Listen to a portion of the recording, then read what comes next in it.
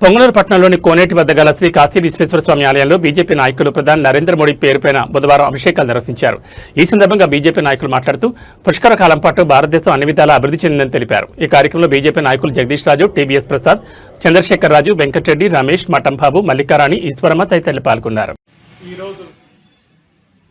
ప్రధానమంత్రిగా అత్యంత కాలం చేసినటువంటి గొప్ప రికార్డుగా మన ప్రధానమంత్రి నరేంద్ర మోదీ గారు 4399 రోజులతో ఈరోజుతో అన్ని రికార్డులను చెరిపేస్తూ 12 సంవత్సరాల పుష్కర కాలం పూర్తయిన సందర్భంగా పుంగనూరు పట్టణంలోని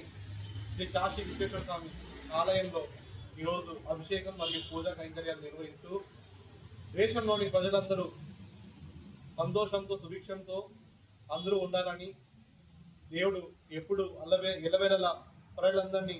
స్థిరపరుస్తూ అన్ని విధాల సంతోషంగా ఉండాలని చెప్పి మనస్ఫూర్తిగా కోరుకుంటూ ప్రధానమంత్రి గారు మరిన్ని కఠినమైన నిర్ణయాలు దేశం కోసం తీసుకుంటున్న దాంట్లో ఇంకా మరింత బలోపేతం చేయాలని చెప్పి కోరుకుంటూ మనస్ఫూర్తిగా ఆ దేవుడి ఆశీర్వాదం నరేంద్ర మోదీ ప్రధానమంత్రి గారికి ఉండాలని చెప్పి మనస్ఫూర్తిగా కోరుకుంటూ భారత్ మాతాకి ఈరోజు మన భారతదేశ ప్రధానమంత్రి గారు 12 సంవత్సరాలు సుపరిపాలన, ప్రతిష్టాత్మకరమైనటువంటి పాలన అందించి ఆయన పాలనలో దేశమంతా కూడా సుభిక్షంగా జీవిస్తున్న ఈ సమయంలో